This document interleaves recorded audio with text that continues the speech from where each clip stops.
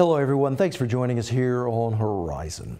Well, for most of us, Labor Day is a holiday most Americans do anything but. A day off work to celebrate work itself.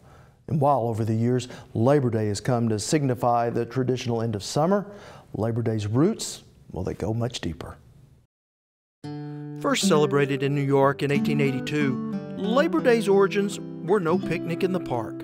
While there were parades, there were also protests demanding fair wages, the end of child labor, and the right to form a union. This at a time when people often worked 12 hours, 6 days a week, in dirty, often dangerous jobs. Things like vacation, health care, and retirement pensions virtually unheard of. In the following years, the idea of a Labor Day did catch on, though, in America, but it wasn't easy. Protests led to riots, leaving people dead in the street. But in 1894, President Grover Cleveland made Labor Day a national holiday, only days after sending 12,000 soldiers to bust a railroad strike. In spite of this new holiday, it was a long time before workers began to see much change. In the middle of the Great Depression, FDR signed a law ending child labor and establishing an 8-hour, 5-day work week. America's workers continued to gain power in the 1950s when a third of the labor force was unionized and America's economy was booming.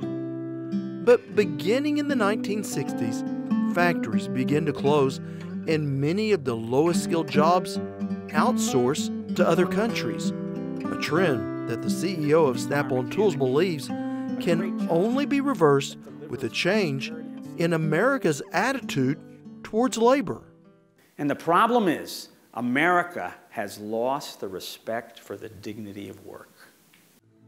Nick Pinchuk told members of Oklahoma's Business Roundtable that many of the answers to revitalizing our economy lie in the middle.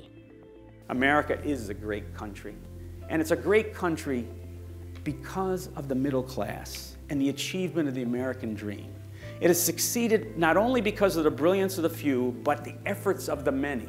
We are challenged today because we're in a global competition, a conflict, and our number one weapon in that conflict is career and technical education, which will upskill our workforce and allow them to differentiate them and win the competition to be the amplifiers for the ideas.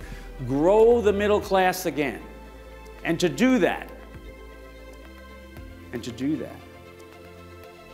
as businessmen, as educators, as government people, we need to cooperate to shape the curriculums to be demand-driven.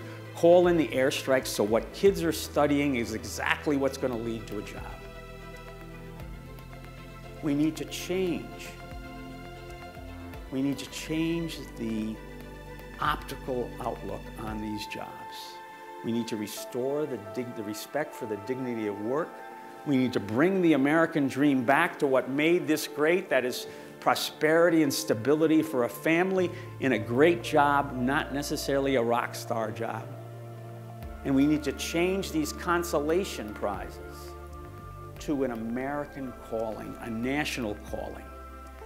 And then finally, we need to actually say that technical education is important. And like we all tell our employees, actually act like it. Now I do have Snap-on CEO Nick Pinchuk's full speech streaming on our website, and I can tell you it's well worth a watch. Now when we return, a look at how America worked itself out of the Great Depression.